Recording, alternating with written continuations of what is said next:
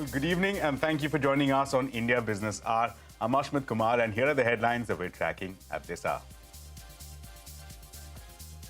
India's current account deficit soars in the second quarter to a record high of more than $36 billion.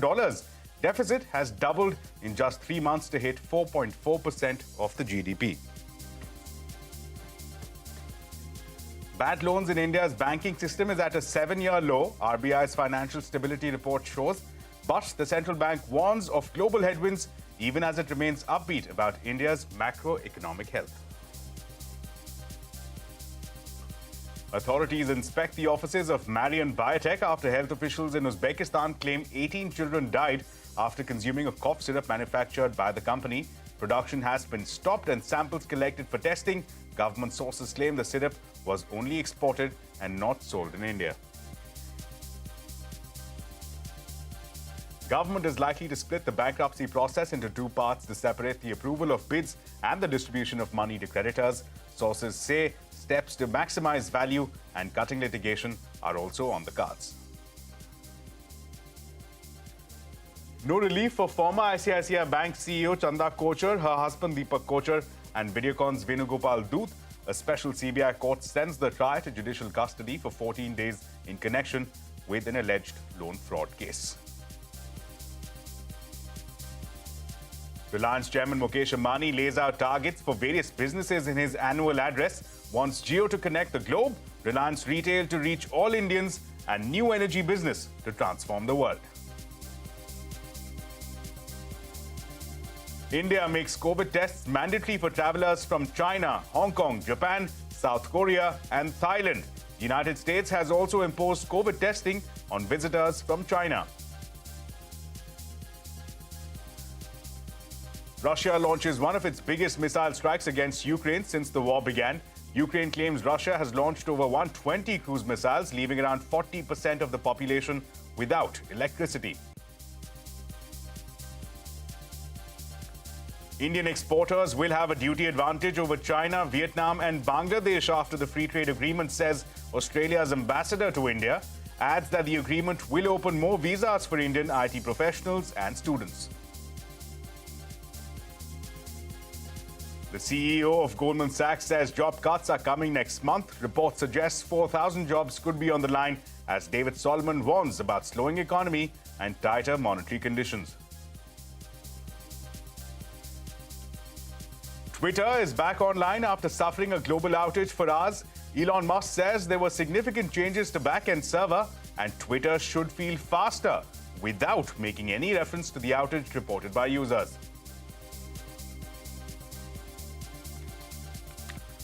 Well, let's start with the day's market action. Shares on the Large Street staged a sharp recovery on expiry to end in the green. Nifty and Sensex ended 0.25% higher. The last hour surge was led by financials, with the Nifty Bank seeing gains of close to 1%. Mid-caps, meanwhile, underperformed. However, for the December series, Nifty and Sensex saw cuts of about 1%, but mid-caps and banks outperformed to end with gains. In the currency market, rupee remained on a tight leash against the dollar, trading just below the 83 mark.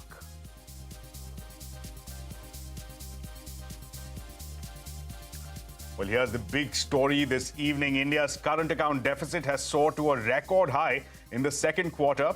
Rising trade gap took India's current account deficit beyond $36 billion in the second quarter of this financial year. The deficit has doubled from $18 billion in the first quarter.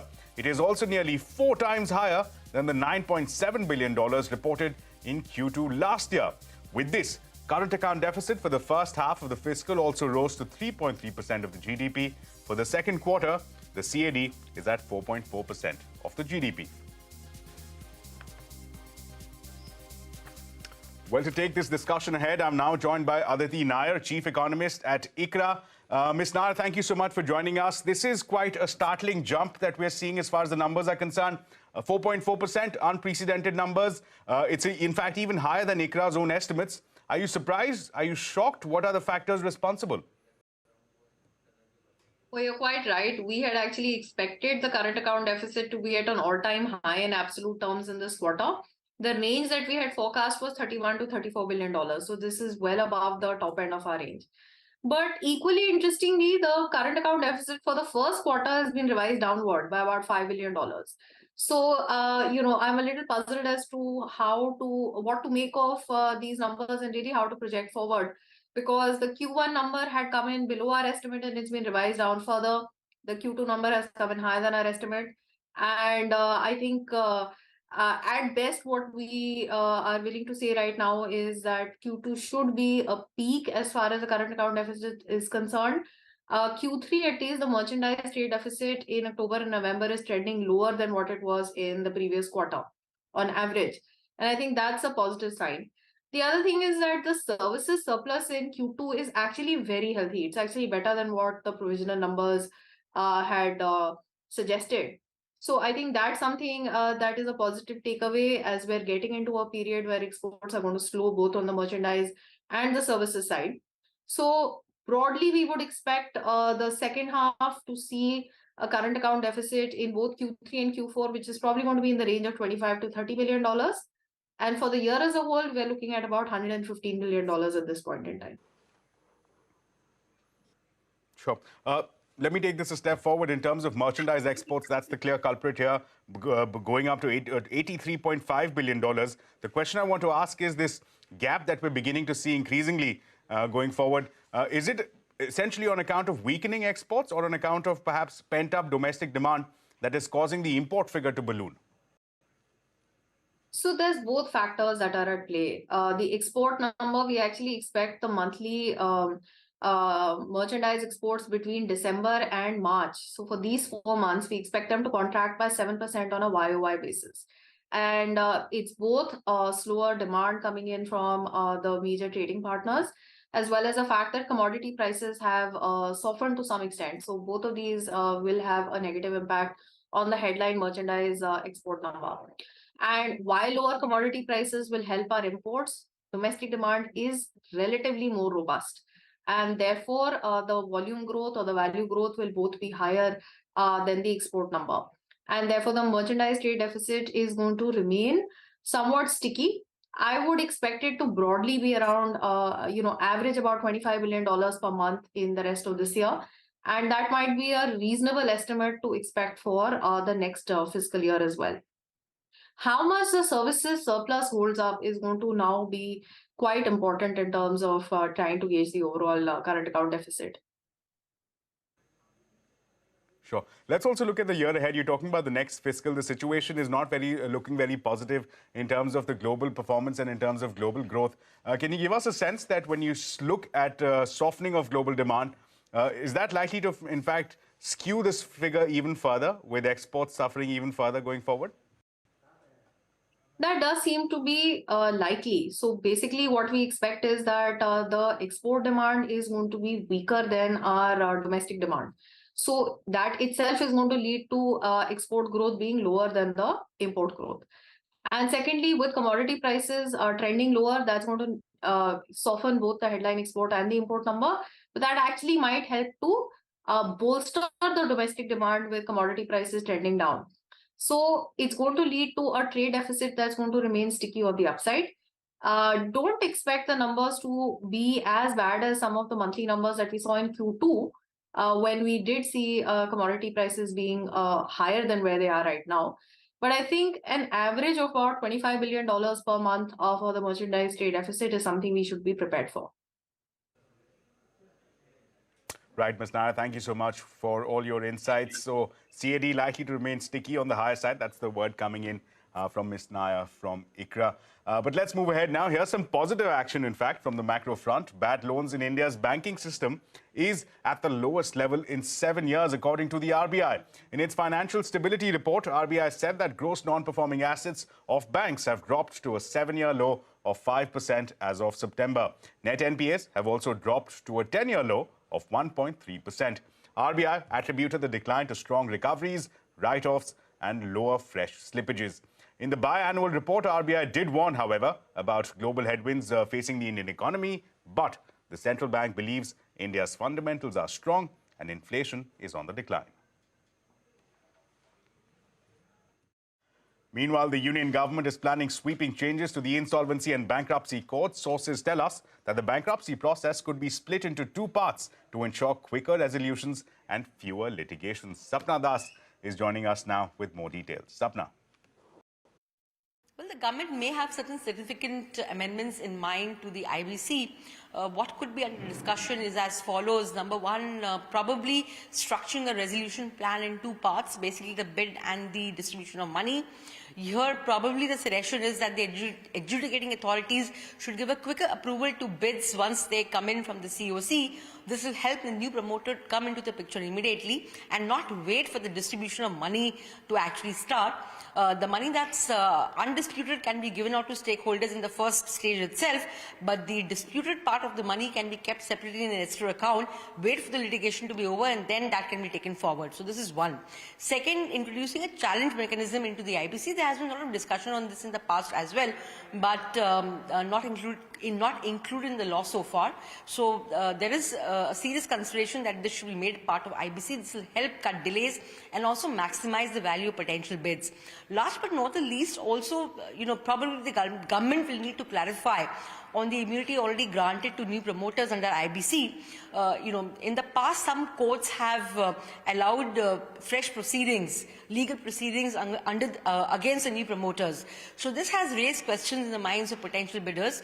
The government will need to clarify on this once again, because that will be very important and significant in giving comfort to potential bidders to come forward, to salvage companies under IBC. These are some of the proposals that we are given to understand. We have to wait and watch and see how all of this pans out. Right, Sapna, thanks a lot for that update. Meanwhile, months from after Maiden Pharma, another Indian pharmaceutical company, finds itself in the dock, the Uzbekistan Health Ministry has claimed that 18 out of 21 children who were administered a cough syrup manufactured by Indian company Marion Biotech have died. Now, the Uzbek government alleges that Doc 1 Max, the cough syrup, was allegedly contaminated with the toxic substance ethylene glycol. The Uzbekistan government has also claimed that the syrup was given to children without a doctor's prescription, with doses that exceeded the standard for all children. The legal head of Marion Biotech has said that they will extend full support to the government inquiry. देखो हमें भी अफसोस है कहते हैं अब किस वजह से डेथ हुआ अभी जो है गवर्नमेंट यहाँ इंक्वायरी कर रही है अंडर इन्वेस्टिगेशन है जो रिपोर्ट आएगी उसके बाद जो है रिपोर्ट आने के बाद जो है सही चीज़ें मालूम होंगी हमारी तरफ से कोई प्रॉब्लम नहीं है हमने गवर्नमेंट इंक्वायरी कर रही है है ना कहते हैं गवर्नमेंट का जो रिपोर्ट आएगी उस हिसाब से रिएक्ट करेंगे सैंपल कलेक्ट किया है हाँ गवर्नमेंट कर रही है लगी प्रोसेस में लगी हुई है हाँ जी. Well, let's focus on the company in question here. Sources tell us that the Noida-headquartered Marion Biotech has been manufacturing cough syrup since 2012. When we last checked the company website, it claimed to have been certified by World Health Organization. As per the company's LinkedIn page, it is a flagship company of the Eminox Group. A preliminary check by CNBC-TV18 of the government website that records adverse incidents involving pharmaceutical companies has not found any mention of Marion Biotech. However, we are awaiting clarity from the government if there have been any past lapses recorded. This is the second time that an Indian pharma company has found itself under the lens for deaths of children overseas in recent months. The World Health Organization had found unacceptable levels of diethylene glycol and ethylene glycol in some of the cough syrup samples recovered from Gambia. Meanwhile, the Indian drug regulator, however, claimed that samples of Maiden Pharma's cough syrup did not contain traces of the toxic substance and that they were found to be of standard quality. WHO has, however, stood by their own probe findings. The Ministry of External Affairs said that they are in touch with Uzbek authorities and providing consular assistance. Uzbek authorities have not formally taken up the matter with us. Nevertheless, our embassy has contacted the Uzbek side and is seeking further details of their own investigation. And of course, we understand that legal action has been initiated by the Uzbek authorities against some people, including the local representative of the company there. And in that context, of course, we are extending necessary consular assistance to those individuals or individuals. 2 rounds of inspection have already been completed by officials from CDS CEO as well as the UP Drug Control Department. The samples which were taken have been sent for further testing to the Regional Drugs Testing Laboratory in Chandigarh. CDS CEO is also in contact with the Uzbekistan-based drug regulator, and WHO is in contact with Uzbek authorities. The company so far has stated that it has already stopped the production of the stated cough syrup and is fully cooperating in the investigation. It remains to be seen what are going to be the results of the collected samples, based on which any further action will be taken either by the union government or by the UP state government. Till now, the Uzbekistan authorities have already stopped the circulation and sale of the stated cough syrup, claiming that it had a huge presence of ethylene glycol, which is a poisonous compound, and it led to the loss of lives of children in the country. It remains to be seen what are going to be the results of the collected samples, based on which any further action will be initiated. In Noida with video journalist Nitin Trivedi, this is Abhimanyu Sharma for CNBC-TV18. Right. Now, well, moving on, India has imposed mandatory COVID tests for travelers from China and a few other countries to rise in COVID cases. Now, the union government has made RT-PCR tests mandatory for travelers from China, Hong Kong, Japan, South Korea and Thailand. The travelers who test positive or show symptoms will be quarantined. India is not alone in this exercise. The US and a few other countries have also imposed restrictions on travelers from China. But many others have not imposed any curbs so far. Danish Anand is joining us now with more details. Danish. With the resurgence in COVID BF7 variant in China, countries like US, Japan, South Korea, Taiwan, Italy and India have announced various measures for international travelers. Passengers coming from China to Japan will have to submit a negative RT-PCR report from 30th December. Similarly, the United States has made COVID tests mandatory from 5th January for travelers entering the country from China, Hong Kong and Macau. Italy and South Korea have also announced that all passengers from China would be tested for COVID. In Taiwan, people arriving from flights or boats from China will have to take COVID tests on arrival from 1st to 31st January. India had previously announced random selection of 2% of international passengers on a flight for COVID testing, but today the Indian government has decided to make negative COVID test reports mandatory for travelers coming from China, Singapore, Hong Kong, South Korea, Thailand and Japan. However, there are still many countries like UK, Australia, France, New Zealand that have yet to take a call on fresh restrictions. Health Minister Mansukh Mandavia today held a meeting with pharma manufacturers to review availability of medicines and vaccine stocks in the country. Right, Danish, thanks a lot for that update. But with that, it's time now to slip into a very short break. But coming up on the other side, Indian exporters will have a duty advantage over China, Vietnam and Bangladesh after the free trade agreement, says Australia's ambassador to India. More on that when we come back.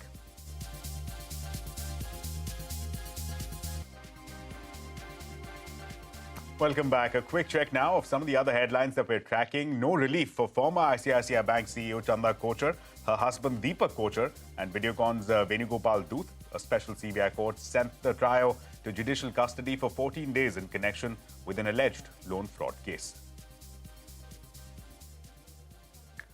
Indian exporters will have a duty advantage over China, Vietnam and Bangladesh after the free trade agreement, says Australia's ambassador to India. Speaking exclusively to Parikshit Luthra, Barry O'Farrell said that the agreement will open up visas for Indian IT professionals and students. Take a look. Extra visas, for instance, a new category of up to 4 years for Indian investors in Australia, which also extends to those people working for the tech companies that are providing the technology services to Australia's services economy. 1,800 annual visas a year for qualified chefs and yoga instructors to pick up and start developing in Australia these culturally significant professions. In a first for free trade agreements, Australia has agreed to extend the amount of post-study work rights. Well, speaking at the Reliance Family Day, Chairman Mukesh Ambani laid out targets for each of the conglomerate's businesses. He said that he wanted Jio to connect the globe, Reliance Retail to reach all Indians, and the new energy business to transform the world. Ambani also cited the example of Lionel Messi to explain leadership. How did Argentina win the cup? It is because of the combination of leadership and teamwork. Messi could not have won the cup on his own. Similarly, the Argentinian team could not have won without Messi's inspiring leadership. They faltered in the first game, but they did not give up.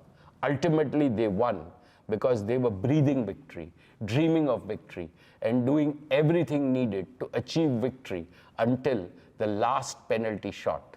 They were like the warrior Arjun, who could see nothing but the eye of the bird at which he had pointed his arrow. This is how our founder Dhirubhai Ambani also built Reliance. Reliance Industries chairman Mukesh Ambani and Nita Ambani's son Anant got engaged to Radhika Merchant today. The ceremony took place at the Srinathji temple in Nathwara, Rajasthan. Anant serves on the board of Jio Platforms and Reliance Retail Ventures. Meanwhile, Radhika serves as a director on the board of Onco Healthcare. 2022 has been a challenging year for the Indian economy, from Russia-Ukraine war to the spike in energy prices. Not to forget the kick-starting of Fed's rate hike cycle. The challenges have been many. CNBC-TV18 Sapna Das takes us through the big government decisions to navigate these headwinds. The initial impact from Russia's invasion of Ukraine saw Brent crude prices shooting to $130 per barrel, global food supply being disrupted, and inflation soaring. This posed multi-pronged challenges to the Indian economy. With April inflation shocking at 7.79%, the government swung into action. Adding to the freeze on pass-through of crude oil prices to petrol diesel, it restricted wheat exports in May and followed it up with a slew of other measures, including slashing excise on petrol and diesel and doubling the fertilizer subsidy. But as crude prices continued to rise, more was needed. India shrugged off intense global pressure and leaned heavily towards Russia for cheaper crude. So much so that Russia is now the top supplier of crude oil to India, upstaging traditional suppliers like Iraq and Saudi.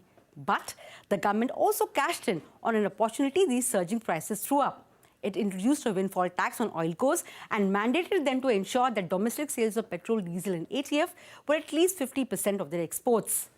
Multiple reviews later, the tax remains, even though Indian basket of crude oil has slipped to below $78 per barrel. This is very close to the two-week average of $75 per barrel, below which threshold the windfall tax should become nil. Indications are the government hopes to garner close to 40,000 crores from this windfall tax by March end. But if the drop in crude oil prices sustain, that number may not hold. In the meanwhile, spike in global inflation prompted the American Central Bank to hike rates aggressively. And this pushed the rupee to record weak levels, from breaching 79 to a dollar on the 5th of July to 83.20 to a dollar on 20th October. RBI's measures to shore up the currency, which included more diversified sources of forex funding and internationalization of the rupee, have had a limited impact so far. The trade deficit continues to widen, crossing $198 billion in the April to November period. Meanwhile, between April and September, India's forex reserves dropped by $75 billion to $432 billion. Since then, RBI has managed to claw back reserves to around $564 billion, providing 9 months of import cover. It was also managed to make some headway on inflation. November CPI has fallen to 5.8%, which is within RBI's tolerance band. However, the rate hikes are taking a toll on the GDP. RBI has now revised the FY23 GDP forecast down from the 8 to 8.5% in the economic survey to 6.8% currently. That notwithstanding, India's economy expanded by 9.7% in the first half, thus continuing to be among the fastest growing in the world. The government has also stuck to fiscal consolidation and not resorted to additional market borrowings, which is a big plus. So, as we move into 2023, the challenges are plain. There's uncertainty over COVID infections, given what's happening in China and elsewhere. There's pressure to maintain growth with fiscal consolidation, even as large parts of the world stare at an impending recession, and of course, keeping inflation within comfort levels while revisiting fuel prices and maintaining a stable currency. Well, despite those headwinds red flagged by Sapna in the year 2022, it still continues to be a game changer for the mobile phone market in India, especially with Apple betting big on India. So why is the smartphone behemoth eyeing India, and how could this impact the company's exports? Let's take a look.